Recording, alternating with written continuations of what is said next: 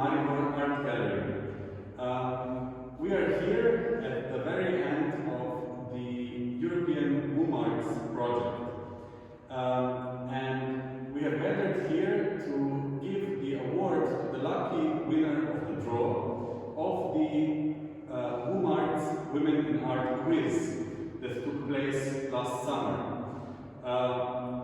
The winner, Megan Reinhardt from Ireland, was awarded a trip to Rijeka, the European Capital of Culture, in 2020.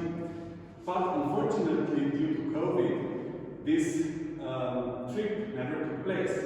Instead, we have asked one of the artists in the Womb Arts project, Mina Fina from Slovenia, to create a new work, a graphic print, original graphic print in the value of the trip to Rijeka from Ireland and back.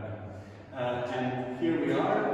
We will show this print and send it to Megan, who has won the draw of the Women in Arts quiz. And here is the print. So this is a work by Mina Fina, who was one of the participants in